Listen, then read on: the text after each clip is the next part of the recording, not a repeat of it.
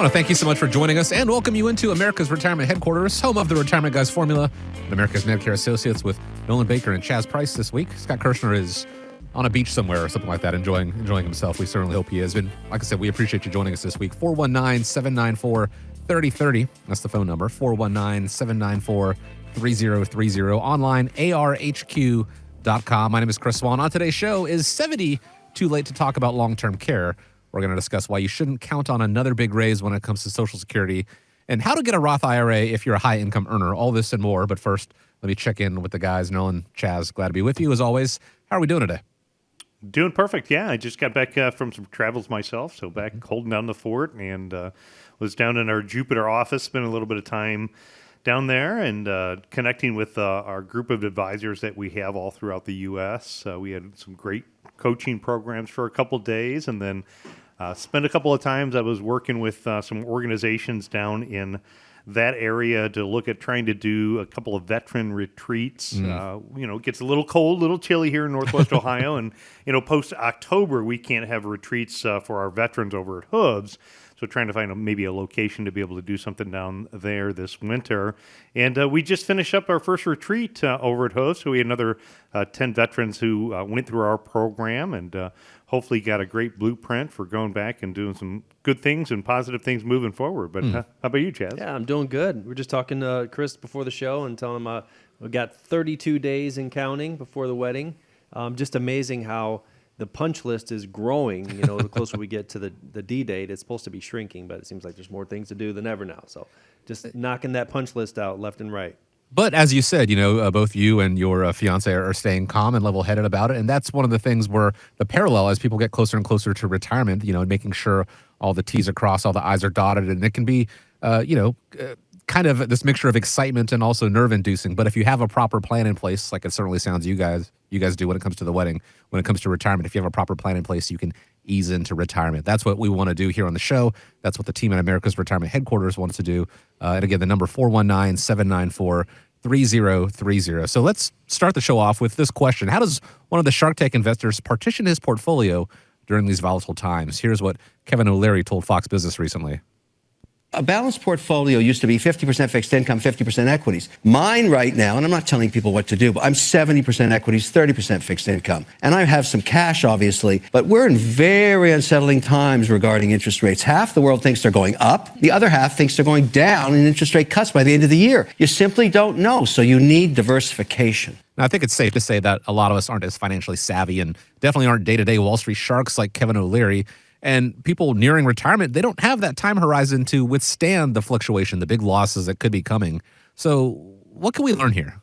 Well, I think, when you're looking at what is the importance of a diverse portfolio, it does come down into different time frames and, where, different people are at in the phase of their life. I'll give you a perfect example. My son Andrew works here.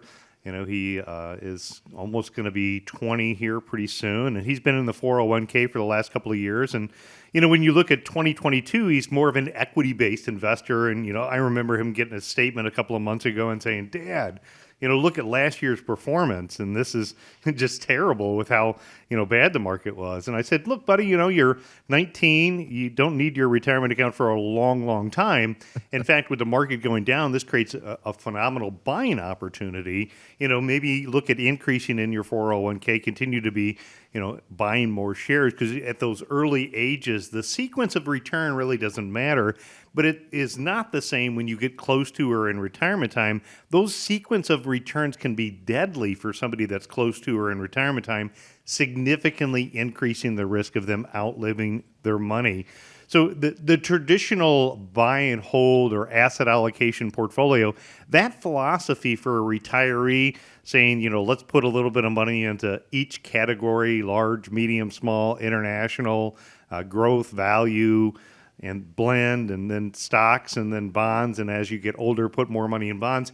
It's kind of what I would refer to as like a buckshot approach, taking a shotgun, going outside and blasting off a bunch of shots, and hopefully you hit something. So they're hoping more goes up than down. And, the philosophy that I have had over the course of my career is more like a sniper shot approach. So when I served in the United States Marine Corps and I, love shooting downrange, either I hit my target or I did not. So it's either bullseye or nothing. So I've kind of, learned from the discipline of the military service to create kind of a buckshot approach. The philosophy that we've had, when you think about diversification, I think it makes a ton of sense for people that are close to or in retirement time, but that diversification doesn't mean owning a little bit of everything in the stock and bond market. It means being diversified with different asset classes so you can have more of an all-weather portfolio. Now, Chaz, I know something that you created for the company was the independent income system calculator, and it kind of shows based upon somebody's income, what their goals are, how to maybe position portfolios and position their accounts and start to incorporate things that maybe are non-market risk. But when people ask you that question, what is the importance of a diverse portfolio, what would you say? Yeah, well, first, I love Shark Tank. Kevin O'Leary is one of my favorite sharks, and to use one of his terms is, I guess if you don't have a diversified portfolio, you need to take it out back behind the barn and shoot it. I love when he says that. He's just ruthless. But, I think you're right. The diversification, the concept goes back all the way to the 1950s. We've studied this as finance guys, Harry Markowitz, and modern portfolio theory. And I think Kevin hits it right on the head. The importance of diversification is, first of all, you don't ever want to be all things to all people, meaning you don't ever want to be 100% in equity. You certainly don't ever want to be 100% in bonds or cash.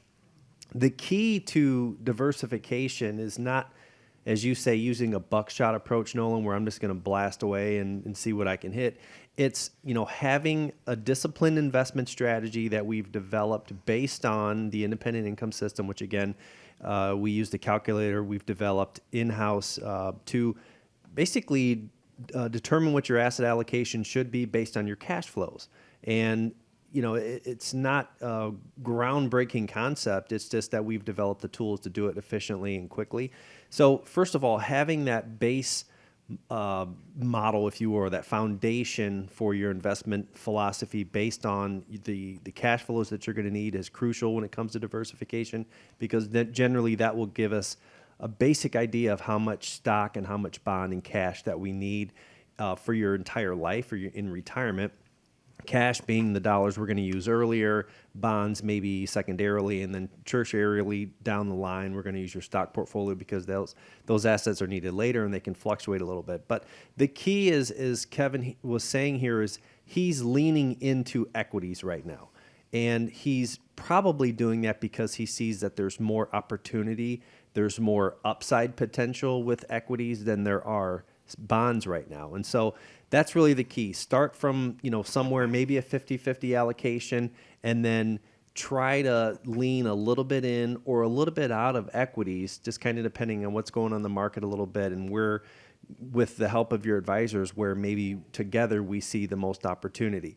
And then obviously, kind of rounding it all out, you do need those alternatives, those investments that really help make the portfolio all weather, because they traditionally will act differently than stocks and bonds. And last year was a good example where you needed an alternative sleeve, an alternative investment that was uncorrelated, to the stocks and the bond market, because they both went down at the same rate. Stocks and bonds were down just about the same percentage. It doesn't happen often, but what happens if it happens in the year you're going to retire? And so again, diversification based on a award-winning theory that most all investment advice is based on today.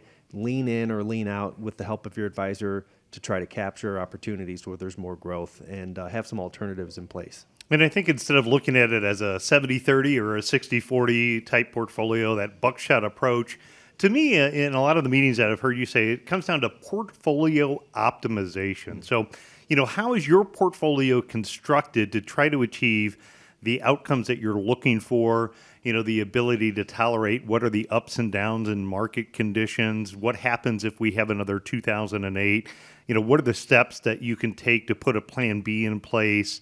And through that portfolio optimization is really, the keys to kind of figuring it out. The great thing is with some of the technology that we have here at our office, we're able to kind of stress test your portfolio and tell you, what is the diversification of your portfolio? Is it put together mathematically and a formula to try to get the highest potential return for the level of risk that you're willing to take.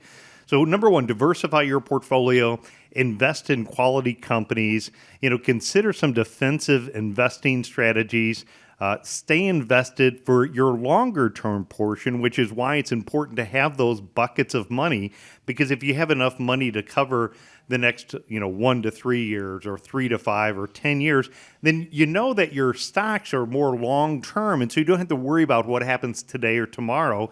It allows you to have a position more for the long term, have those cash cushions and emergency funds. And, get educated, consult with a financial advisor. So if you'd like to learn more on that topic, I'd encourage you to go over to our website. It's arhq.com.